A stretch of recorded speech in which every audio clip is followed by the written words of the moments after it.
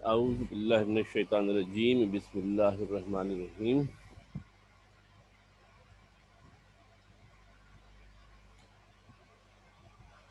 शुरू अल्लाह के नाम से जो बड़ा मेहरबान और निहायत रहम वाला है। सेकेंडरी क्लास है और सेकेंडरी क्लास की चैप्टर नंबर 13 की एक वीडियो आपके साथ शेयर की थी। आज सेकेंड ईयर की चैप्टर नंबर 13 फिजिक्स की दूसरी वीडियो आपके साथ शेयर की जा रही है। कुछ चैप्टर हमने पहले वीडियो में डिस्कस, कुछ टॉपिक्स हमने पहली वीडियो में डिस्कस कर लिए थे। आज उसके जो रिमेनिंग टॉपिक्स है वो डिस्कस करने की कोशिश करेंगे। करंट इलेक्ट्रिसिटी जैसे कि जानते हैं इस चैप्टर का नाम है। आज बेसिक कॉन्सेप्ट और रेजिस्टेंस के हवाले से चंद बातें हम करेंगे।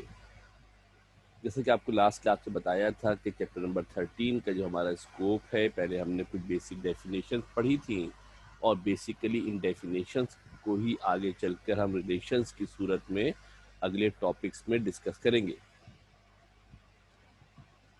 चार्ज पार्टिकल की डेफिनेशन पढ़ी गई थी, potential difference, electric current, resistance of conductor हमने बताया था। फिर हमने ओम्स का पढ़ा था। फैक्टर्स अफेक्टिंग रेजिस्टेंस की डायमेंशन पे डिपेंड करती है, रेजिस्टेंस टेम्परेचर पे डिपेंड करती है। फिर एक टॉपिक और हमारे पास है, पावर डेसिपेशन इन रेजिस्टेंस है, EMF one terminal potential difference and finally the resistance are in combination of resistance हम पढ़ेंगे। दो तरह के कॉम्बिनेशन होते हैं, सीरीज होता है, पैरेलल होता है।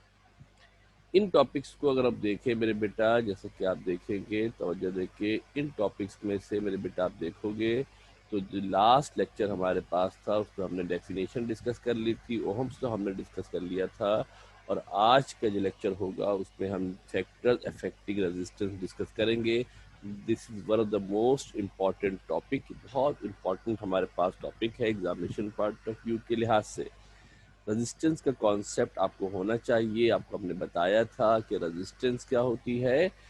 वो प्रॉपर्टी होती है जो कि करंट के फ्लो को अपोज करती है और ये फ्री इलेक्ट्रॉनों के न्यूक्लियाई के साथ, एटम के साथ कोलिजन की वजह से होती है। कंटिन्यू करते हैं, कुछ बात दरम्यान में आएंगे तो दोबारा शेयर करेंगे। टॉपिक जनाब शुरू करते हैं। सबसे पहली बात, रेजिस्टेंस थोड़ा सा रिवाइज कर लेते हैं, रिमाइंड करा देते हैं आपको। रेजिस्टेंस के बारे में आपको बताया था कि opposition offered by the conductor in the flow of current is called resistance. जब किसी कंडक्टर से करंट गुजरता है तो उसमें जो अपोजिशन पैदा होती है, जो करंट को फ्लो होने से रोकती है, इस एबिलिटी को, सलाहियत को रेजिस्टेंस कहा जाता है। लास्ट लेक्चर में हमने काफ़ी डिटेल से इसको बताया था और ये भी बताया गया था कि it is due to the collision of the free electron with the nuclei of the atom. Free electron क्या होते हैं और किस तरीके से कंडक्टर में करंट फ्लो होता है, ये हमने लास्ट क्लास में डिस्कस कर लिया था लास्ट लेक्चर के अंदर। कोई इशू हो तो आप लास्ट लेक्चर की वीडियो को दोबारा देखेंगे तो बहुत ज़्यादा वाज़ेह तौर पर आपको बातें क्लियर हो जाएंगी। Collision of electron with the nuclear of the atom है। अब आज जो हम टॉपिक करने जा रहे हैं, this is basically factors affecting resistance, के रेजिस्टेंस पर कौन कौन से फैक्टर असरअंदाज होते हैं या रेजिस्टेंस किन किन फैक्टर्स के साथ अफेक्ट होती है। दो चीज़ें हैं जिन पर रेजिस्टेंस हमारी डिपेंड करती है। जैसे कि टॉपिक के शुरू में बताया था, the resistance of a conductor depends upon following. One is the dimension and nature. एक डायमेंशन होती है, डायमेंशन के मतलब साइज होता है, साइज के साथ साथ नेचर भी होती है। कॉपर है, आयरन है, सिल्वर है। अब वुड ले लें और उसमें से करंट पास करने की कोशिश करेंगे, इंसुलेटर लेके करंट पास करने की कोशिश करेंगे तो करंट पास ही नहीं होगा। तो कौन से रेजिस्टेंस, तो कहाँ के, तो कौन सा करंट, कैसा करंट। तो नेचर ऑफ मटेरियल पे भी जनाब हमारे पास रेजिस्टेंस डिपेंड करती है, वहाँ पे चल के इसको हम देखेंगे। एंड द टेम्परेचर, और रेजिस्टेंस पर डिपेंड करती है, टेम्परेचर पे हमारे पास डिपेंड करती है। टेम्परेचर तब्दील होता है, वेरी होता है, तो रेजिस्टेंस हमारी तब्दील हो जाती है। किस तरीके से होती है, क्यों होती है, इंशाल्लाह लेक्चर के दौरान आपको तफसील के साथ बताएंगे और समझाएंगे। पहले बात करते हैं डायमेंशन नेचर की। ये दो अलग अलग हिस्से हैं सवाल के, अगर आप गौर से देखो तो ये दो अलग अलग पार्ट हैं। एग्जाम में दो पार्ट ये अलग अलग पूछते हैं, discuss the effect of dimension on the resistance of a conductor and discuss the effect of the temperature on the resistance of a conductor. अगर ये दोनों मिलाकर साथ पूछेंगे तो लॉन्ग के अंदर पूछेंगे, मगर यूजुअली लॉन्ग में इस चैप्टर से सवाल आता नहीं है। डायमेंशन एंड नेचर पे हम जनाब बात कर रहे हैं कि रेजिस्टेंस किस तरीके से डायमेंशन और नेचर पे जनाब डिपेंड करती है। एक कंडक्टर हम जनाब फर्ज करते हैं, कंसीडर करते हैं हमारे पास एक कंडक्टर मौजूद है, और जब कंडक्टर की हम बात करेंगे तो उसकी डायमेंशन होंगी। फर्ज कर लेते हैं कि जो लेंथ ऑफ कंडक्टर है वो एल है। द लेंथ ऑफ कंडक्टर हमारे पास एल है और इसका जो एरिया ऑफ क्रॉस सेक्शन है वो ए है। एरिया ऑफ क्रॉस सेक्शन कहते हैं तार की मोटाई को। कंडक्टर की जो विड्थ होती है, मोटाई होती है, उसको एरिया ऑफ क्रॉस सेक्शन जनाब कहा जाता है। क्या कहते हैं इसको? एरिया ऑफ क्रॉस सेक्शन इसको जनाब कहा जाता है। फर्ज करते हैं जो रेजिस्टेंस ऑफ कंडक्टर है वो आर है। जो कंडक्टर की रेजिस्टेंस है उसका नाम हम आर रख देते हैं। तो resistance of conductor depends upon following factor. दो चीज़ों पे रेजिस्टेंस डिपेंड करती है। वन इज इट्स लेंथ, एक मेरे बेटा इसकी लेंथ पर डिपेंड करती है, और देखा गया है कि resistance of conductor is directly proportional to its length. यहाँ ये बात समझ ले, तवज्जो से ध्यान से देख लें कि रेजिस्टेंस होने की वजह फ्री इलेक्ट्रॉनों का न्यूक्लियस से कोलिजन है। रेजिस्टेंस की वजह फ्री इलेक्ट्रॉनों के न्यूक्लियस से कोलिजन होती है। जब लेंथ ज़्यादा होती है तो इसका मतलब होता है कि इलेक्ट्रॉन ने ज़्यादा डिस्टेंस कवर करना है। जब जितना ज़्यादा डिस्टेंस कवर करेगा इतना ज़्यादा कोलिजन होगा। इतना ज़्यादा डिस्टेंस कवर करेगा इतना ज़्यादा कोलिजन होगा, और जैसे जैसे कोलिजन बढ़ेगा रेजिस्टेंस बढ़ेगी। तो हम कह सकते हैं कि resistance of the conductor is directly proportional to the length of conductor. Mathematically इसको लिख सकते हैं R is proportional to L. आसान जुबान में समझ लो, जहन में खाका बना लो कि the number of collision of the free electron with the nuclei of the atom increases with the increase in the length. जब लेंथ ज़्यादा होगी, when length is increased, electron has to travel a larger distance, during which it has more collision with the nuclei of the atom, and hence the resistance of the conductor increases. Secondly हमारे पास जनाब जो वो depend करता है किसके ऊपर? Secondly depend करता है एरिया ऑफ क्रॉस सेक्शन पे जनाब, ऑफ कंडक्टर पे डिपेंड करता है। विड्थ को कहते हैं, मोटाई को कहते हैं। जब एरिया ऑफ क्रॉस सेक्शन ज़्यादा होता है तो बेसिकली उसमें चार्ज कैरियर फ्री इलेक्ट्रॉन ज़्यादा होते हैं। एरिया ऑफ कंडक्टर अगर ज़्यादा होगा तो उसमें चार्ज कैरियर यानी फ्री इलेक्ट्रॉन ज़्यादा होंगे, और जब फ्री इलेक्ट्रॉन ज़्यादा होंगे, तो उसमें जनाब करंट पास होने की एबिलिटी ज़्यादा होगी। करंट पास होने की एबिलिटी क्या होगी? ज़्यादा होगी। इसका मतलब क्या है? जब करंट ज़्यादा पास हो सकेगा तो रेजिस्टेंस हमारे पास कम हो जाएगा। मैथमेटिकली हम कहते हैं क्या? Resistance of a conductor is inversely proportional to its area of cross section. जो रेजिस्टेंस ऑफ कंडक्टर होता है वो एरिया ऑफ क्रॉस सेक्शन के इनवर्सली प्रोपोर्शनल होता है। क्या होता है? एरिया ऑफ क्रॉस सेक्शन के इनवर्सली प्रोपोर्शनल होता है। इसकी मिसाल हम आपको ऐसे दे सकते हैं कि अगर हमारे पास एक नैरो रोड है, अगर हमारे पास एक नैरो पतली सी रोड है, उस पर गाड़ियाँ ट्रैवल कर रही हैं, और अगर पहली वाली गाड़ी खुदा न खास्ता ख़राब हो जाए तो पीछे वाली गाड़ियों के लिए ट्रैवल करना मुमकिन नहीं रहेगा। पीछे वाली गाड़ियों के लिए ट्रैवल करना मुमकिन नहीं रहेगा। स्कूल में, कॉलेज में सीढ़ियों से कभी चढ़ते हैं या दरवाजे की बात करते हैं, दरवाज़ा अगर छोटा हो तो फंस जाते हैं लोग उसके अंदर। एक निकलेगा, पहला वाला अटक गया तो पीछे वाले सारे अटक जाएंगे। इसी तरीके से जब एरिया ऑफ क्रॉस सेक्शन मेरे बेटा कम होता है, जब एरिया ऑफ क्रॉस सेक्शन कम होता है तो जो फ्री इलेक्ट्रॉन ट्रैवल करते हैं, अगर पहला वाला इलेक्ट्रॉन टकरा के रुक गया है तो पीछे वाले तमाम इलेक्ट्रॉनों को भी रोक देगा। जब एरिया ऑफ क्रॉस सेक्शन ज़्यादा होता है तो अगर एक तरफ से इलेक्ट्रॉन रुक गए हैं तो दूसरी तरफ से इलेक्ट्रॉन जा सकते हैं। रोड अगर वाइड है, चौड़ी रोड है, एक तरफ से रोड अगर फर्ज करें ब्लॉक है तो गाड़ियाँ टर्न करके दूसरी तरफ से निकल जाएंगे। रोड नैरो है तो पहली गाड़ी, जब दूसरा तो कोई ऑप्शन ही नहीं है, जब पहली वाली आगे बढ़ेगी तो पीछे वाली आगे जाएगी। रोड वाइड होती है, चौड़ी होती है, तो ऐसी सूरत में अगर कहीं से रास्ता ब्लॉक भी है तो दूसरे एंड से हम जा सकते हैं। लाइक दैट जब एरिया ऑफ क्रॉस सेक्शन ज़्यादा होता है तो नंबर ऑफ इलेक्ट्रॉन ज़्यादा होते हैं, उनको ट्रैवल करने के पाथ ज़्यादा होते हैं। अगर एक पाथ से वो रुक जाएंगे तो दूसरे पाथ से ट्रैवल कर सकते हैं। इसका मतलब क्या हो जाएगा मेरे बेटा? इसका मतलब है कि ज़्यादा चार्जेस फ्लो हो सकते हैं और रेजिस्टेंस हमारे पास क्या होगी? कम हो जाएगी। मैथमेटिकली लिखते हैं इन्वर्सली प्रोपोर्शनल को, R is proportional to 1/a। Inversely proportional होता है, दोनों इक्वेशनों को बेटा अगर कंबाइन कर दिया जाए तो कंबाइन करेंगे तो R is proportional to L upon A हो जाएगा। प्रोपोर्शनलिटी के निशान को हटाया जाता है तो we have a constant. Whenever we remove the sign of proportionality we have constant. यहाँ पर जो कांस्टेंट मेरे बेटा आ रहा है, यहाँ पर जो कांस्टेंट हमारे पास आ रहा है, इसको रिप्रेजेंट करते हैं रॉ से। जिस सिंबल आपको बना हुआ यहाँ पे नजर आ रहा है, this symbol is read as rho. इस सिंबल को रीड करते हैं रॉ, ROW, रॉ इसको रीड करते हैं।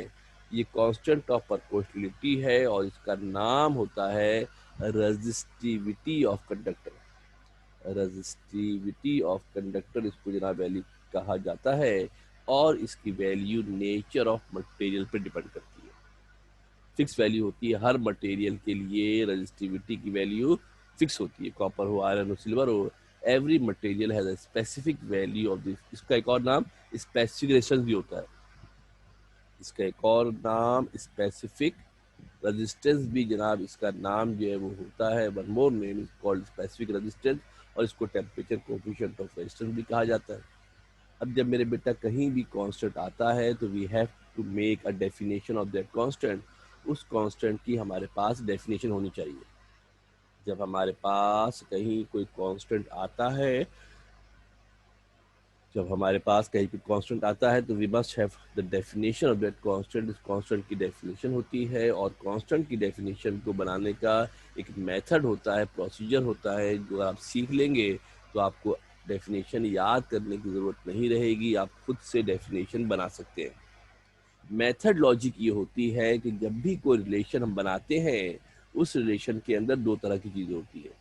एक होते जो वेरिएबल उसके अंदर होते हैं, जिन चीज़ों के दरमियान हम रिलेशन को इस्टेब्लिश करते हैं, दो तरह के होते हैं। एक होते हैं आपके पास इंडिपेंडेंट वेरिएबल, दूसरे हमारे पास होते हैं डिपेंडेंट वेरिएबल। एक हमारे पास होते हैं इंडिपेंडेंट वेरिएबल। इंडिपेंडेंट वेरिएबल ऐसे वेरिएबल को कहा जाता है जिनकी वैल्यू आप अपनी मर्जी से ले सकते हैं। मेहमान आ जाए, घर में चाय बनानी है, पतीली के अंदर पानी लेना है, आपकी मर्जी है, 1 कप ले, 2 कप ले, 3 कप ले, 4 कप ले, 5 कप ले, ये आपका इंडिपेंडेंट वेरिएबल है। उसके बाद उसमें कितनी पत्ती डालेंगे, कितनी चीनी डालेंगे, that will depend upon the quantity of the water. वो डिपेंडेंट हो जाएंगे। क्या होंगे बेटा? वो डिपेंडेंट हो जाएंगे। इसी तरीके से हर फार्मूले के अंदर कुछ चीज़ें डिपेंडेंट होती हैं, कुछ चीज़ें डिपेंडेंट होती हैं। कांस्टेंट की डेफिनेशन बनाने का तरीका ये होता है, कांस्टेंट की डेफिनेशन बनाने का तरीका ये होता है कि जो हमारे पास इंडिपेंडेंट वेरिएबल होते हैं, जो कि इख्तियार में होते हैं, उन सबको 1 कर देते हैं, यूनिट कर देते हैं। क्या करते हैं बेटा? उन सब की वैल्यू को यूनिटी कर देते हैं, उन सब की वैल्यू को 1 कर दिया जाता है। तो यहाँ मेरे बेटा कंडक्टर की जो लेंथ है वो मेरे इख्तियार में है। अगर मैं उसकी लेंथ को 1 कर दूँ और उसके एरिया ऑफ क्रॉस सेक्शन को मेरे बेटा अगर 1 कर दिया जाए तो एल भी 1 हो जाएगा, ए भी 1 हो जाएगा, एल भी 1 हो जाएगा, ए भी 1 हो जाएगा और यहाँ से रॉ की वैल्यू आर के बराबर हो जाएगी। रॉ की वैल्यू क्या होगी मेरे बेटा? जरा तवज्जो देखिए, गौर से देख लो, यहाँ मैंने किया नहीं है, समझ लो आप कि इस इक्वेशन के अंदर हम, मैं लिख के भी दिखा देता हूँ मेरे बेटा आपको। इस इक्वेशन में मेरे बेटा अगर हम एल की वैल्यू को 1 मीटर कर दें और मेरे बेटा जो एरिया मेरे पास है, उस एरिया की वैल्यू को अगर हम क्या करें मेरे बेटा, 1 मीटर स्क्वायर कर दें। क्या करें बेटा? 1 मीटर स्क्वायर अगर इसकी वैल्यू को जनाब कर दिया जाए, क्या कर दे मेरे बेटा? अगर इसकी वैल्यू को 1 मीटर स्क्वायर अगर इसकी वैल्यू को कर दिया जाए तो ऐसी सूरत में क्या हो जाएगा मेरे बेटा? ये स्क्वायर लगा दिया है, तो जब एल भी 1 रखोगे और ए भी 1 रखोगे तो रॉ किसके बराबर हो जाएगा? आर के बराबर हो जाएगा। रॉ क्या होगा मेरे बेटा? रॉ हमारे पास जनाब आर के बराबर हमारे पास हो जाएगा। और जब रॉ हमारे पास आर के बराबर हो जाएगा तो हम कह सकते हैं क्या, क्या रीड कर सकते हैं कि resistivity it can be defined as, कैसे डिफाइन करोगे मेरे बेटा? गौर से देख लो कि the resistance per metre cube, एक ऐसा सबकंडक्टर, एक ऐसा मटेरियल, एक ऐसी शेप जिसकी लेंथ 1 मीटर हो और एरिया 1 मीटर स्क्वायर हो, उसको शॉर्टकट में कहते हैं मीटर क्यूब। क्या कहते हैं उसको मेरे बेटा? मीटर क्यूब उसको कहा जाता है। तो रेजिस्टेंस पर मीटर क्यूब को रेजिस्टिविटी कहते हैं। ऐसे भी रीड कर सकते हैं कि the resistivity of a conductor is equal to the resistance. The resistivity of a conductor is equal to the resistance when length of conductor is 1 meter. The length of conductor is 1 meter and its area of cross section is 1 meter square. और उसका जो area of cross section है वो कितना होना चाहिए मेरे बेटा, 1 मीटर स्क्वायर होगा। तो ऐसी सूरत में इसको रेजिस्टिविटी या स्पेसिफिक रेजिस्टेंस कहा जाता है। तवज्जो देकर सुन लो, यहाँ लिखा नहीं है, फिर सुन लो गौर से, अगर लिखना चाहे तो लिख भी ले। इसी इक्वेशन से यहाँ से जो हमने लिखा है कि resistance of a conductor is equal to resistivity of a conductor is equal to resistance when length is 1 meter। उसकी लेंथ कितनी हो जाए मेरे बेटा, when its length is 1 meter, उसकी जो लेंथ है मेरे बेटा वो कितनी हो जाए, 1 मीटर हो जाए।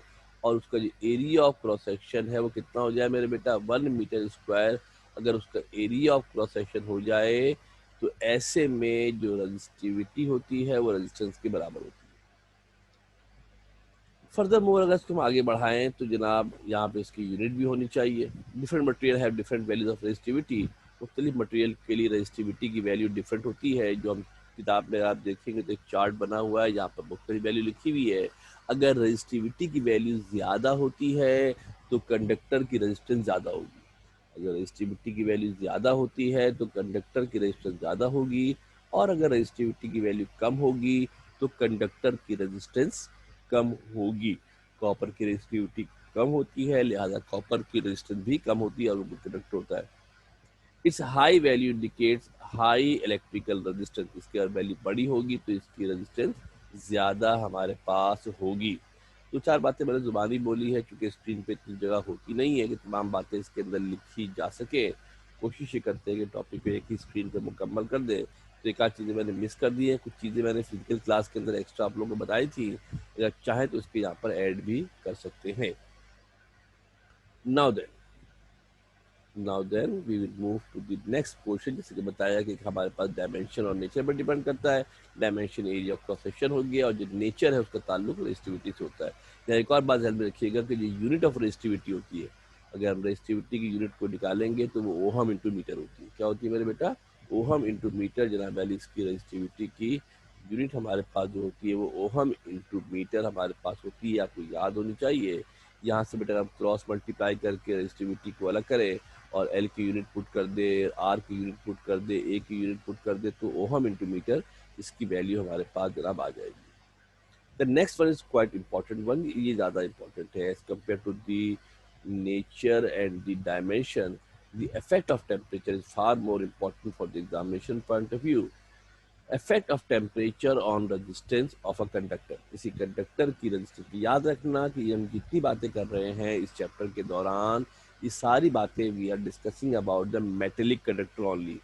इसकी बात कर रहे हैं, सिर्फ मेटेलिक कंडक्टर की हम बात कर रहे हैं। इसके अलावा एक सेमी कंडक्टर भी होता है।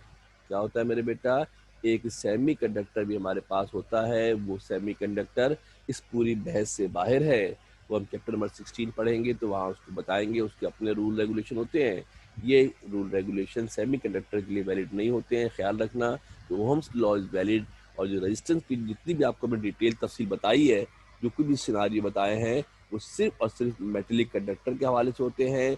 क्योंकि सेमी कंडक्टर की स्ट्रक्चर ही मुख्तलिफ होती है तो ये चीज़ें वहाँ पर होल्ड नहीं करती है। The effect of temperature on resistance of metallic conductor भी आप चाहें तो कह सकते हैं। क्या ख्याल है, बढ़ेगी कम होगी? जैसे कि आप जानते हैं, आप देखते हैं गर्मियों के मौसम में इलेक्ट्रिसिटी के इशू ज़्यादा होते हैं, प्रॉब्लम ज़्यादा होते हैं, इलेक्ट्रिकल अप्लायंसेस ज़्यादा जल जाती हैं। घर में कभी आपने अगर देखा हो जिस कमरे में रेफ्रिजरेटर फ्रिज रखा हो तो उस कमरे के अंदर पंखा चला के रखते हैं।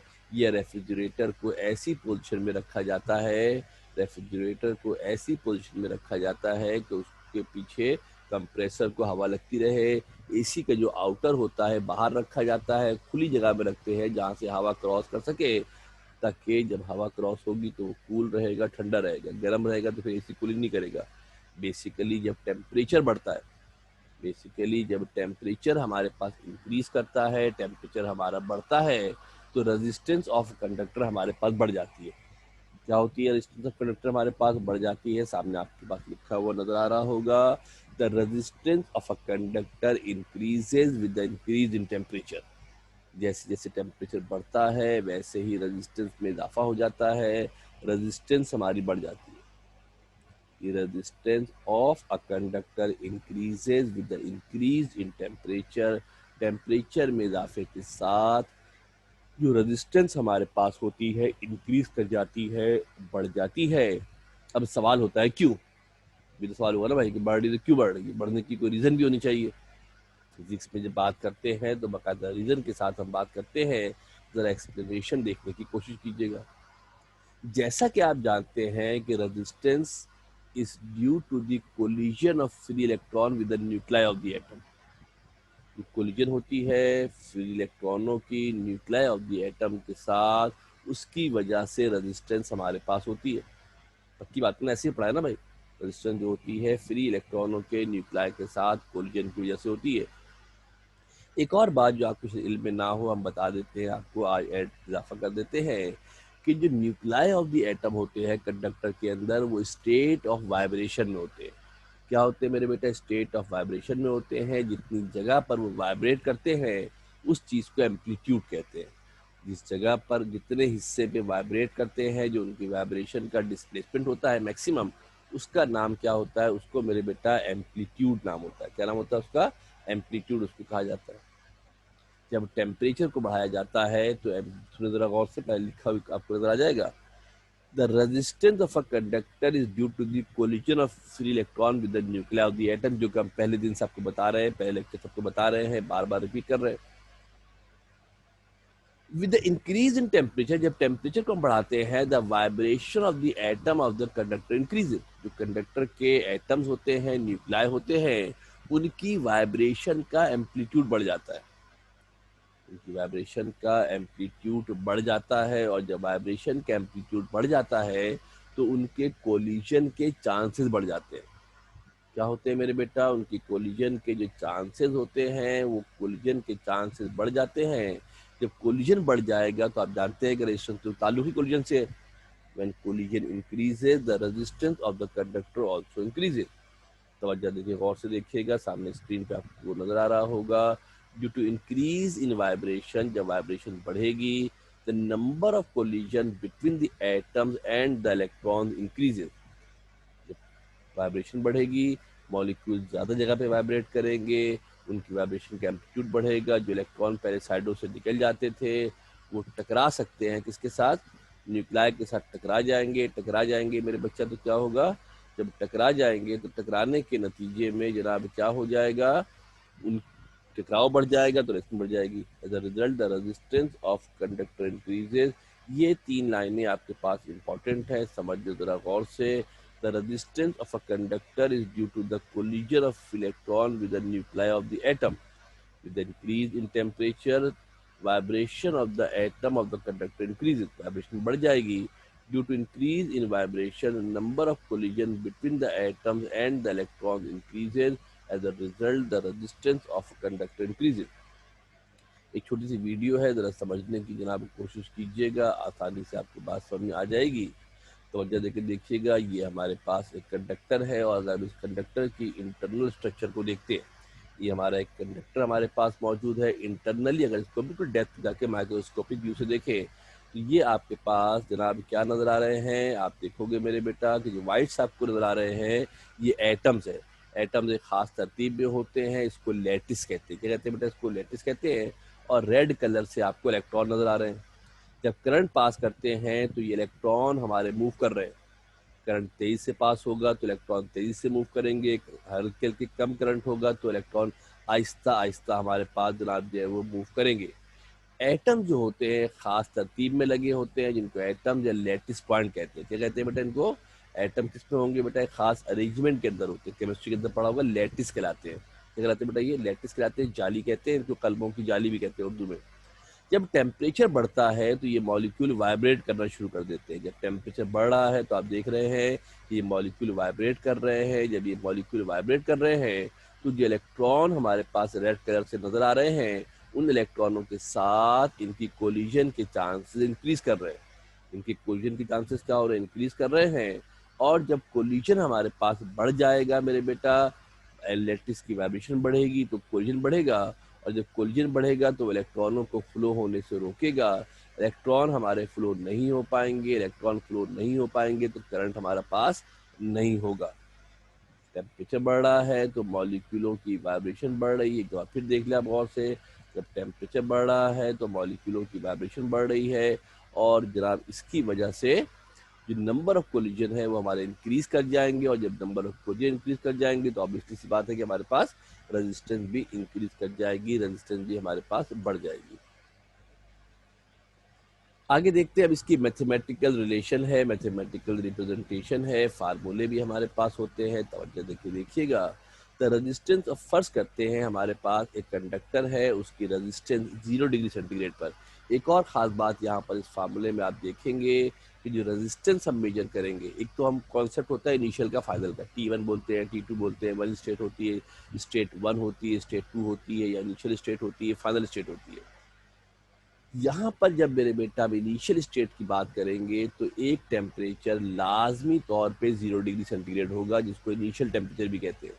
ये हमारा इनिशियल टेम्परेचर, अगर आप गौर से देखो मेरे बेटा, जो टेम्परेचर यहाँ मैंने मेंशन किया है, ये टेम्परेचर मेरा 0 डिग्री सेंटीग्रेड जो टेम्परेचर है, इसको इनिशियल टेम्परेचर भी कहते हैं। और इस इनिशियल टेम्परेचर पर 0 डिग्री सेंटीग्रेड पर जो हमारे पास रेजिस्टेंस है, उसका नाम रख दिया मैंने R0। क्लास में तो पढ़ा रहे थे आप लोगों को, तो R1 R2 लिखवाया था और भी कहा था कि R1 R0 के बराबर होता है।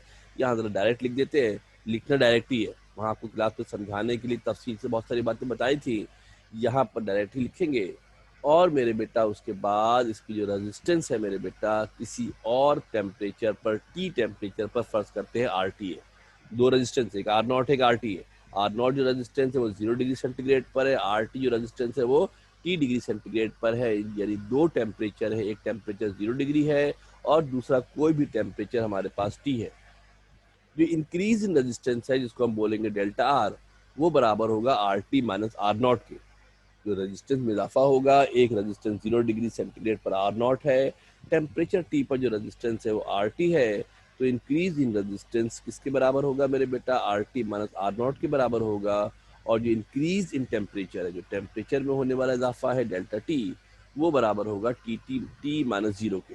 एक टेम्परेचर T से, यहाँ देखना बेटा गौर से, एक टेम्परेचर हमारे पास T था और दूसरा टेम्परेचर हमारे पास क्या था, 0 था। यहाँ बेटा आप तवज्जो से गौर से देखना, दो टेम्परेचर थे, एक टेम्परेचर T था, एक 0 था। जब डिफरेंस निकालना होगा तो T में से हम क्या करेंगे, 0 को माइनस कर देंगे तो वो T रहेगा।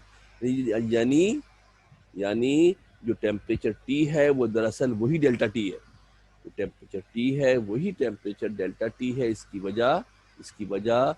वजह ये है कि जो इनिशियल टेम्परेचर है वो हमारा 0 डिग्री सेंटीग्रेड है। The increase in resistance delta R depends upon following two factors. तो increase in resistance delta R वो दो फैक्टर्स पर डिपेंड करता है। एक तो डिपेंड करता है इनिशियल रेजिस्टेंस यानी R0 पर, जो 0 डिग्री सेंटीग्रेड पर रेजिस्टेंस थी, इनिशियल रेजिस्टेंस R0 पर जनाब बेस करता है। और देखा ये गया है कि जो इंक्रीज इन रेजिस्टेंस है, चेंज इन रेजिस्टेंस है, वो इनिशियल रेजिस्टेंस R0 के डायरेक्टली प्रोपोर्शनल होता है। यानी अगर पहले से रेजिस्टेंस ज़्यादा है तो उसमें इजाफा भी ज़्यादा होगा। पहले से रेजिस्टेंस ज़्यादा है तो उसमें इंक्रीज, उसमें इजाफा भी क्या होगा, ज़्यादा होगा। उसमें इंक्रीज क्या होगा मेरे बेटे, ज़्यादा होगा। पहले हमारे इलाकों में, घरों में वायरिंग कॉपर के वायर की होती थी। कॉपर की में रेजिस्टेंस इनिशियल कम होता है, गर्मी पड़ती थी तो उसकी रेजिस्टेंस में इजाफा कम होता था। अब 420 शुरू हो गई है, कॉपर चूंकि बहुत महंगा है, सिल्वर के वायर इस्तेमाल होने लगे हैं। रंग कर देते हैं कॉपर का, होता अंदर से सिल्वर का है। सिल्वर के वायर इस्तेमाल होने लगे हैं, उनकी रेजिस्टेंस पहले से ज़्यादा होती है। जब टेम्परेचर बढ़ता है, गर्मी पड़ती है, तो उसकी रेजिस्टेंस में इजाफा ज़्यादा हो जाता है, जिसकी वजह से इलेक्ट्रिकल फॉल्ट ज़्यादा हमारे पास आते हैं। तो increase in resistance is directly proportional to original resistance, यानी डेल्टा आर डायरेक्टली प्रोपोर्शनल किसके होगा, R0 के होगा। सेकेंडली डिपेंड करता है डिफरेंस इन टेम्परेचर के। Secondly it depends upon the difference in temperature, ये डिफरेंस इन टेम्परेचर पर डिपेंड करता है डेल्टा T पर। यानी अगर टेम्परेचर में इजाफा ज़्यादा होगा तो रेजिस्टेंस में इजाफा भी ज़्यादा होगा। यही वजह है कि जितनी ज़्यादा गर्मी पड़ती चली जाती है, जितना टेम्परेचर गर्मी ज़्यादा होती है, जब लोड शेडिंग हो रही है, लाइट जा रही है, इसकी वजह क्या होती है कि इलेक्ट्रिसिटी के फॉल्ट बढ़ जाते हैं। इलेक्ट्रिसिटी के फॉल्ट बढ़ जाते हैं, इसलिए जितना टेम्परेचर ज़्यादा होगा रेजिस्टेंस इतनी ही ज़्यादा होंगी। तरह से कमज़ोर वायर है तो वो बस्ट हो जाते हैं, जल जाते हैं। The increase in resistance is directly proportional to the temperature difference. Temperature difference के डेल्टा टी के डायरेक्टली प्रोपोर्शनल होता है, टेम्परेचर डिफरेंस के डेल्टा टी के डायरेक्टली हमारे पास प्रोपोर्शनल होता है। और अगर इन दोनों इक्वेशनों को हम कंबाइन कर दें, अगर इन दोनों इक्वेशनों को कंबाइन कर दिया जाए तो प्रोपोर्शनल तो इज इक्वल टू का निशान आता है। क्या आता है मेरे बेटा? इज इक्वल टू का निशान हमारे पास जनाब ये आ जाता है। जब प्रोपोर्शनलिटी के निशान को रिमूव किया जाता है, प्रोपोर्शनलिटी के निशान को हटाया जाता है, तो हमारे पास एक कांस्टेंट आता है। यहाँ पर जो कांस्टेंट हमारे पास आया है इसका नाम होता है अल्फा। क्या नाम होता है मेरे बेटा? अल्फा होता है। यहाँ अगर आप गौर से देखोगे तो आपको दोनों निशान जो है वो डायरेक्टली प्रोपोर्शनल के ही या अल्फा के ही लग रहे हैं। वो असल में कम ढूंढने में ज़रा इशू हो जाता है। ये बहर आप ज़रा फ़र्क समझ लीजिएगा मेरे बेटा कि यहाँ पर जो निशान लगाया है ये प्रोपोर्शनलिटी का है, और यहाँ जो मैंने निशान आपके पास मेंशन किया है, लगाया है, ये बेसिकली हमारे पास कांस्टेंट ऑफ प्रोपोर्शनलिटी है। क्या बेटा? ये कांस्टेंट ऑफ प्रोपोर्शनलिटी है। अल्फा पढ़ते हैं, अल्फा बीटा गैमा का नाम आपने सुना हुआ है। अल्फा जनाब इसको रीड किया जाता है, delta R is equal to alpha R naught delta T हमारे पास हो गया है। अल्फा यहाँ पर एक कांस्टेंट है, इसका नाम होता है टेम्परेचर कोफिशिएंट ऑफ रेजिस्टेंस। क्या नाम होता है इसका मेरे बेटा? टेम्परेचर कोफिशिएंट ऑफ रेजिस्टेंस होता है। और अगर हम इसकी डेफिनेशन करना चाहें तो इसकी डेफिनेशन की जा सकती है किस तरीके से? अगेन अगेन सुन लेना, जिस तरह पीछे मैंने बताया अब आपको कि जो कांस्टेंट होते हैं उन कांस्टेंट की डेफिनेशन बनाई जाती है। इस इक्वेशन में अगर आप देखें कि जो आर नॉट डेल्टा टी यहाँ मल्टीप्लाई हो रहा था वो दूसरी जानब जाकर डिवाइड हो जाएगा, तो अल्फा बराबर हो जाएगा delta R over R naught delta T. अब यहाँ से हमने मेरे बेटा अल्फा यहाँ पर जैसे बताया आपको कि एक कांस्टेंट है और इसका नाम होता है टेम्परेचर कोफिशिएंट ऑफ रेजिस्टेंस। क्या नाम होता है बेटा इसका? टेम्परेचर कोफिशिएंट ऑफ रेजिस्टेंस होता है। अगर हम इसकी डेफिनेशन बनाना चाहें, अगर हम इसकी डेफिनेशन बनाना चाहें तो इसका तरीका होता है वही पुराना तरीका है। इस फार्मूले के अंदर भी जो फार्मूला आपके सामने बना हुआ नज़र आ रहा है, इस फार्मूले को बेटा आप तवज्जो से गौर से अगर ध्यान से देखें, जो फार्मूला आपको यहाँ बना हुआ नज़र आ रहा है, इस फार्मूले के अंदर डेल्टा आर है, आर नॉट है और डेल्टा टी है। इसमें कुछ चीज़ें हमारे इख्तियार में हैं, इसलिए कुछ चीज़ें हमारे इख्तियार में हैं। जो चीज़ें हमारे इख्तियार में होती हैं आपको पता है उनको वन कर देते हैं। अगर आर नॉट को वन कर दे, डेल्टा टी को वन कर दे, इसको मेरे बेटा जो आर नॉट है इसको भी वन कर दे और जो डेल्टा टी है इसको भी वन कर दे, तो दोनों वन हो जाएंगे। जब दोनों वन हो जाएंगे तो अल्फा किसके बराबर होगा? जब दोनों वन के बराबर हो जाएंगे तो अल्फा हमारे पास डेल्टा आर के बराबर हो जाएगा। अल्फा हमारे पास क्या होगा? डेल्टा आर के बराबर हो जाएगा। ऐसी सूरत में कह सकते हैं कि टेम्परेचर कोफिशिएंट ऑफ रेजिस्टेंस बराबर होता है चेंज इन रेजिस्टेंस के। किसके बराबर होता है? चेंज इन रेजिस्टेंस के बराबर होता है। कब बराबर होता है?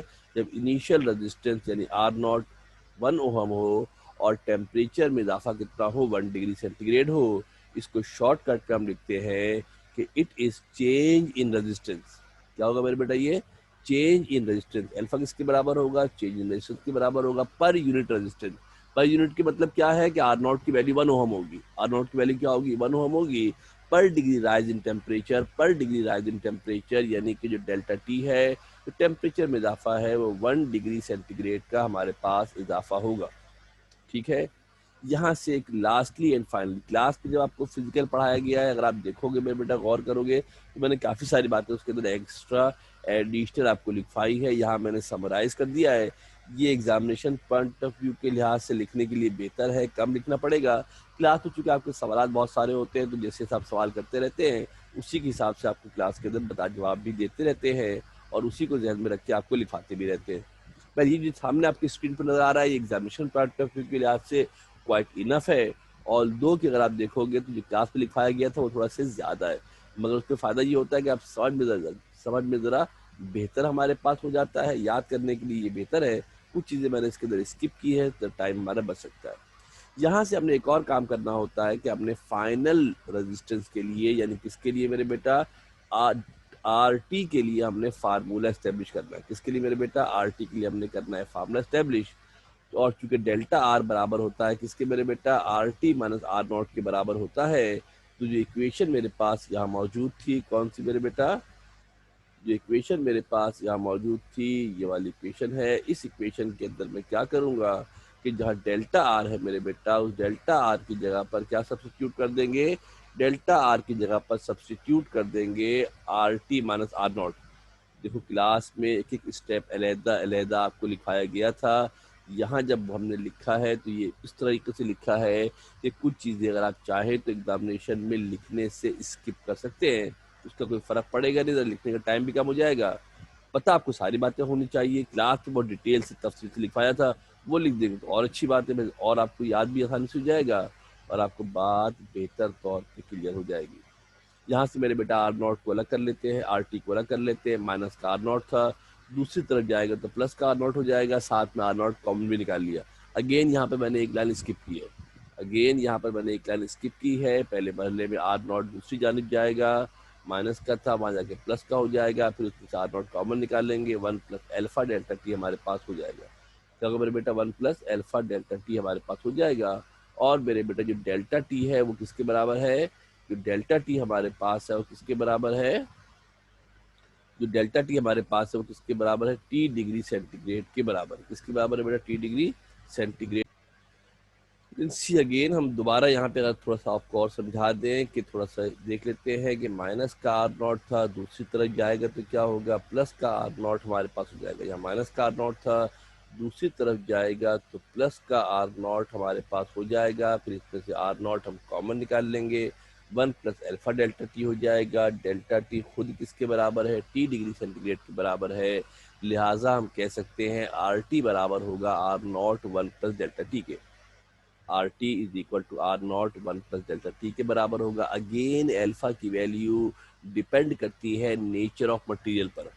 जो अल्फा की वैल्यू होती है it depends upon the nature of material, copper है, आयरन है, सिल्वर है, नेचर ऑफ मटेरियल पर डिपेंड करती है। मुख्तलिफ मटेरियल के लिए इसकी वैल्यू डिफरेंट होती है। different nature of material have different value for the temperature coefficient of resistance।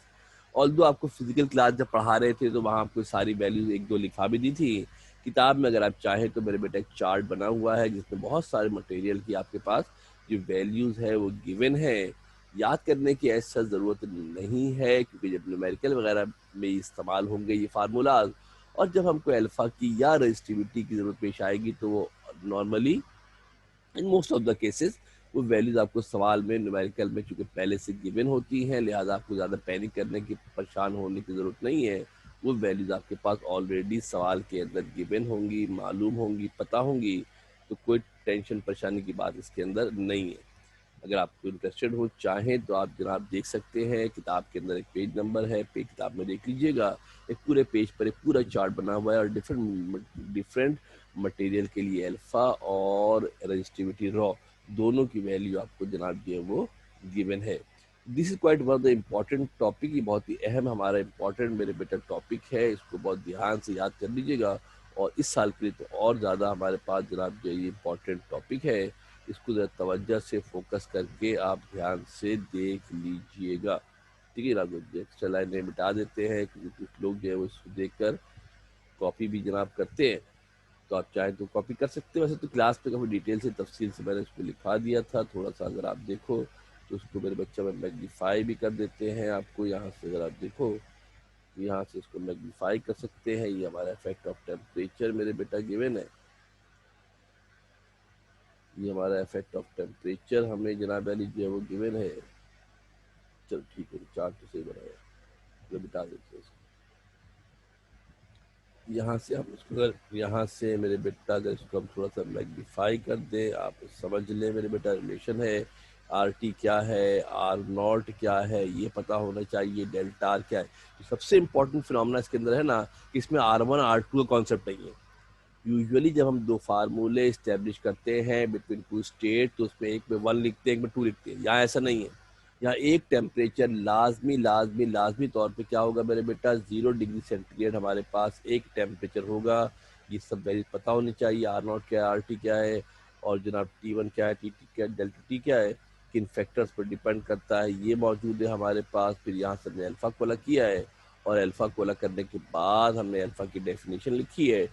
Class में जब पढ़ाया गया था आपको तो बाकायदा डेरिवेशन मैंने आपको ड्राइव करके दिखाई थी। मगर ऐसा वो सिर्फ आपको समझाने के लिए बताई थी, वो कॉपी में लिखनी नहीं होती है, एग्जामिनेशन हॉल में वो लिखनी नहीं होती है। यहाँ मैंने वही बातें लिखी हैं जो आपको एग्जाम के अंदर लिखनी है, इसलिए दो चार चीज़ें आपको कम नज़र आ रही होंगी। यहाँ जो येलो वाला मार्क है, इसमें अगर आप चाहें तो ऊपर लिख सकते हैं फाइनल रजिस्टर की हेडिंग जो मैंने क्लास में डलवाई थी, उस हेडिंग को आप ऐड कर सकते हैं। ये हमारा मेरे बेटा सेकंड टॉपिक हो गया, which is the effect of temperature on resistance, हमारे पास टॉपिक हो गया है। एक टॉपिक मेरे बेटा और कर लेते हैं ताकि जो हमारी क्लास के लेक्चर्स हुए थे वहाँ तक हमारे जो ऑनलाइन जो हमारा वीडियो लेक्चर है वो मुकम्मल हो जाएगा और फिर आपको ज़रा पढ़ने में आसानी रहेगी। ओके, जो सांस ले ले, पानी पी लिया है, नेक्स्ट अब शुरू करते हैं। नेक्स्ट हमारे पास टॉपिक है, इसका नाम है power dissipation in resistance. Power dissipation in resistance. एक चीज़ आप देखिएगा, घर में आपके अराउंड जो मुख्तलिफ इलेक्ट्रिकल डिवाइसेस होती हैं, हर डिवाइस की एक पावर रेटिंग होती है। घर में बल्ब जलते हैं, कुछ बल्ब छोटे होते हैं, उनकी रोशनी कम होती है, कुछ बल्ब बड़े होते हैं, उनकी रोशनी ज़्यादा होती है।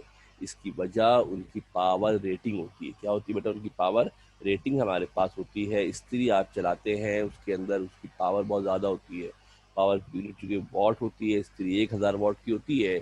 एक 20 वॉट का एनर्जी सेवर चल रहा है, 20 वॉट का एनर्जी सेवर होता है सिर्फ, ठीक है जनाब वाली। और जो स्त्री है वो 1000 वॉट की स्त्री हमारे पास होती है। एसी लगा होता है, 2000 वॉट का एसी हमारे पास होता है अगर 1.5 टन का है तो, ठीक है ना। पानी की मोटर होती है वो भी तकरीबन आपकी 700 750 वॉट की हमारे पास जो पानी की मोटर हमारे पास होती है, और उसी हिसाब से बिजली का बिल भी हमारे पास आता है। हर डिवाइस की एक पावर रेटिंग होती है, यानी कि जब उसमें से करंट पास होता है तो वो करंट कन्वर्ट हो जाता है वर्क के अंदर, और जो वर्क पैदा प्रोड्यूस होता है पर यूनिट टाइम, उसको पावर कहते हैं। कुछ एनर्जी हीट, अगर हम बल्ब की बात करते हैं, टंगस्टन फिलामेंट के बल्ब की बात करते हैं, तो जो करंट पास होता है वो हीट की सूरत में, अगर हीटर हमारे पास है तो जो करंट पास करेंगे वो हीट की सूरत में डेसिपेट होगा। बेसिकली कहीं भी जब किसी डिवाइस में से करंट पास होता है तो वो करंट यूजफुल वर्क में कन्वर्ट हो जाता है। जो वर्क होता है पर यूनिट टाइम, उसको पावर डेसिपेशन कहते हैं। उर्फ आम में कहते हैं when current flows in a conductor, जब किसी कंडक्टर में से करंट फ्लो होता है, then a part of electrical energy appears in the form of heat energy और यूजफुल वर्क। जो पार्ट ऑफ एनर्जी होती है वो हीट एनर्जी में या फिर वर्क में कन्वर्ट हो जाती है, which is known as power dissipation in resistance. एक सेकंड में कितनी हीट पैदा हो रही है, एक सेकंड में कितना वर्क परफॉर्म कर रही है, इसको मेरे बेटा पावर कहा जाता है। इसका मैथमेटिकल फार्मूला देखिएगा, एज सच एग्जाम में ड्राइव करने को नहीं आता, कुछ फार्मूले इसके एस्टेब्लिश होंगे जो न्यूमेरिकल की सूरत में और एमसीक्यूज की सूरत में आपसे पूछे जाएंगे। जो पावर होता है उसका फार्मूला वर्क अपॉन टाइम होता है। Since we are talking about the electrical energy, therefore it will be the electrical work at the time. पंखा हमारा चलता है, वर्क है। पंखा हमारा चल रहा है, वर्क है। एसी हमारा चलता है, कंप्रेसर चलता है, वर्क करता है, वो वर्क हो रहा है। स्त्री की बात करते हैं तो जो एनर्जी होती है वो हीट की सूरत में हमारे पास अपीयर हो जाती है। पानी की मोटर चलती है तो पानी की मोटर घूमती है, वर्क होता है। पावर बराबर होता है वर्क अपॉन टाइम के या डब्ल्यू अपॉन टी के बराबर होता है। इसके बराबर होता है डब्ल्यू अपॉन टी के हमारे पास बराबर होता है। बट इलेक्ट्रिकल वर्क जो डब्ल्यू हमारे पास होता है, अगर आपको याद हो, बराबर होता है वी इंटू क्यू के। जब हम आपको इलेक्ट्रोपोटेंशियल डिफरेंस पिछले आपको जब लेक्चर के अंदर पढ़ाया था तो बताया था कि जो वी होता है पोटेंशियल डिफरेंस, वो वर्क अपॉन चार्ज के बराबर होता है। Work done per unit charge को पोटेंशियल डिफरेंस कहते हैं। उसी फार्मूले से हमने इस्टेब्लिश किया है कि वी बराबर होता है डब्ल्यू अपॉन क्यू के। क्रॉस मल्टीप्लाई कर लेंगे तो डब्ल्यू किसके बराबर हो जाएगा? वी इंटू क्यू के बराबर हो जाएगा। मैं अगेन ये कह रहा हूँ कि जब हम यहाँ स्क्रीन पर आपको लिखते हैं तो कोशिश ये करते हैं कि एक दो लाइनें कम कर दें क्योंकि एग्जाम में आपको कम लिखना पड़े। क्लास में जब लिखवाया था तो मैंने दो जुमले लिखवाए थे। पहले मेंशन किया था वी बराबर होता है डब्ल्यू अपॉन क्यू के, फिर क्रॉस मल्टीप्लाई करा के वहां से हमने डब्ल्यू को अलहदा किया था। इस डब्ल्यू की वैल्यू को अगर हम यहाँ सब्स्टिट्यूट कर दें तो पी जनाब बराबर हो जाएगा V Q into V upon T के। इसके बराबर होगा मेरे बेटा Q into V upon T के जनाब बराबर हो जाएगा। मगर बट क्यू अपॉन टी तो आई होता है। अगर आप इस फार्मूले को गौर से देखें तो इस फार्मूले में हमारे पास क्या आ रहा है मेरे बेटा? क्यू अपॉन टी आ रहा है, और जो क्यू अपॉन टी हमारे पास आ रहा है वो आई के हमारे पास बराबर होता है, लिहाजा क्यू अपॉन टी हट जाएगा। उसकी जगह पर आई आ जाएगा और फार्मूला बन जाएगा क्या मेरे बेटा, P is equal to V I. क्या बन जाएगा फार्मूला मेरे बेटा, P is equal to V I हमारे पास फार्मूला हो जाएगा पावर का। This is the one formula for the power. ये पावर का हमारा एक फार्मूला होता है। यहाँ पर V से मुराद पोटेंशियल डिफरेंस है, I से मुराद करंट है। V stand for potential difference and I stand for current. I से मुराद हमारे पास जनाब करंट है। अगर हम ओहम्स लॉ को इस्तेमाल करें, if you use the Ohm's law according to which V is equal to I R, V किसके बराबर होता है मेरे बेटा, आई आर के हमारे पास बराबर होता है। और ऊपर वाले फार्मूले में जहाँ मेरे बेटा मैंने V लिखा है, क्या लिखा है मेरे बेटे, जहाँ मैंने V जनाब मैंने जहाँ पर लिखा है, अगर उस V की जगह पर, इसकी जगह पर मेरे बेटा जो V मैंने लिखा है, इस V की जगह पर अगर मैं वैल्यू सब्स्टिट्यूट कर दूं, किसकी, क्या रख सकते हैं V की जगह पर, V की जगह पर रख सकते हैं, V की जगह पे क्या रख सकते हैं मेरे बेटा, V की जगह पर सब्स्टिट्यूट कर सकते हैं I और R।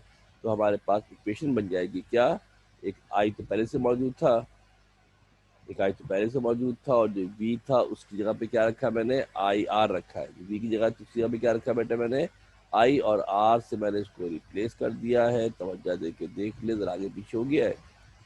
और जब मल्टीप्लाई कर लेंगे तो हमारे पास फार्मूला क्या हो जाएगा, आई स्क्वायर आर। तो एक और फार्मूला पावर का इस्टेब्लिश कर लिया हमने कि पावर का एक और फार्मूला हमारे पास क्या हो सकता है मेरे बेटा, पावर का एक और फार्मूला हमारे पास आई स्क्वायर आर हो सकता है। इसके अलावा अभी पीछे वाले फार्मूले में किसके अंदर बेटा, पी इक्वल टू वी आई में, इसमें मैंने वी की वैल्यू पुट की है, इसकी वैल्यू पुट की है, वी की वैल्यू हमने सब्स्टिट्यूट की है। अब आपके जहन में सवाल आता होगा, सर वी की वैल्यू क्यों पुट की है, इस पर तो आई की वैल्यू पुट कर दें। तो ऑब्वियसली बिल्कुल जनाब इसको हम करेंगे, यकीनन आपकी फरमाइश दुरुस्त है।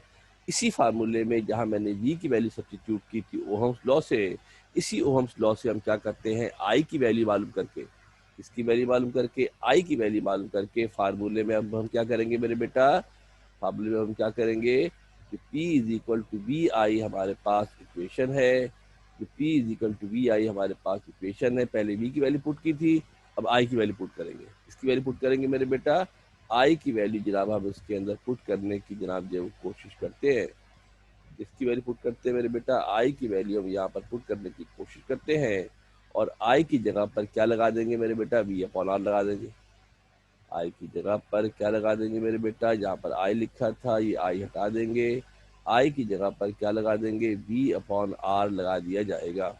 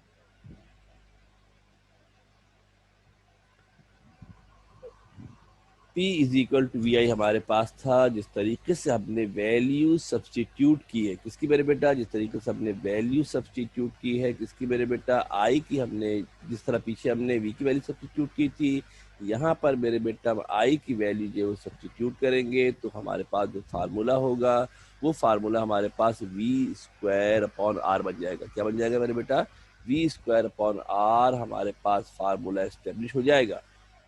एक और फार्मूला हमारे पास क्या हो जाएगा, वी स्क्वायर अपॉन आर हमारे पास जनाब फार्मूला जो है वो हो जाएगा। यहाँ एक और चीज बहुत, और इसका मतलब क्या हो गया कि हमारे पास अब पावर के एक नहीं, दो नहीं, तीन फार्मूले हो गए। पावर के हमारे पास एक नहीं, दो नहीं, तीन फार्मूले हमारे पास हो गए हैं। एक फार्मूला वी आई है, एक फार्मूला आई स्क्वायर आर है, आगे इसको लेके चलेंगे तो एक और फार्मूला हमारे पास आ जाएगा वी स्क्वायर अपॉन आर। क्या आएगा मेरे बेटा, वी स्क्वायर अपॉन आर का एक और फार्मूला हमारे पास जनाब आ जाएगा।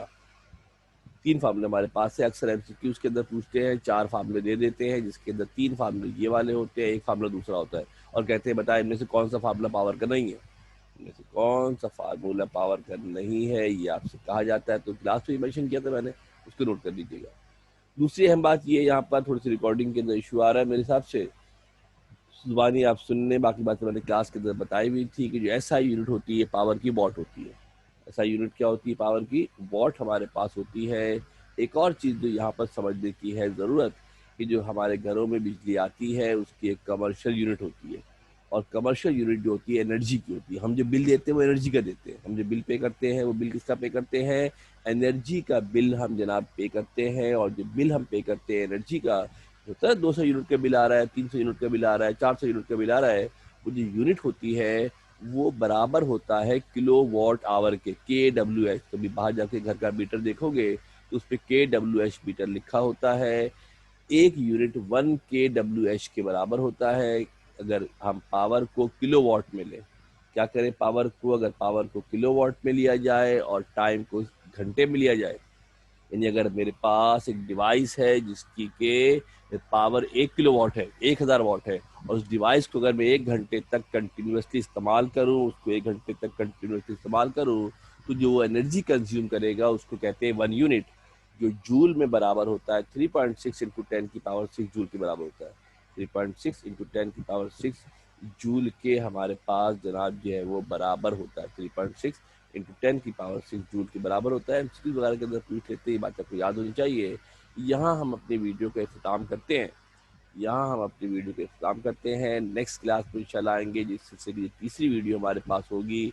उसमें वो वीडियो शायद पब्लिक ना हो सके, वो वीडियो शायद प्राइवेट वीडियो हमारे पास होगी। जो बच्चे सेंटर में पढ़ रहे हैं वही लोग उसको देख सकेंगे। उस वीडियो में इंशाल्लाह हम इलेक्ट्रोमोटिव फोर्स, ईएमएफ क्या होती है, टर्मिनल पोटेंशियल डिफरेंस क्या होता है, और उसके साथ साथ resistance in parallel and series की डेरिवेशन है वो करेंगे। ये हमारी दूसरी वीडियो थी, बल्कि तीसरी वीडियो जो हम पढ़ेंगे वो इन टॉपिक्स के न्यूमेरिकल्स की होगी। जो तीसरी वीडियो हम करेंगे मेरे बेटा इन टॉपिक्स के न्यूमेरिकल्स की होगी। इंशाल्लाह ताला हम जो है वो जो पास पेपर के न्यूमेरिकल्स हैं, कुछ 12-13 न्यूमेरिकल हैं, उन न्यूमेरिकल्स को हम डिस्कस करेंगे। कुछ न्यूमेरिकल हो सकता है मैं खुद से भी करा दूँ, कुछ बुक से भी करवा दूंगा। तो इंशाल्लाह नेक्स्ट क्लास में कोशिश करेंगे, कंटिन्यू करेंगे, और फिर इसको आगे से फर्दर हम आगे बढ़ाने की कोशिश जनाब करेंगे। अल्लाह हाफिज़, थैंक यू वेरी मच, अपना ख्याल रखिए।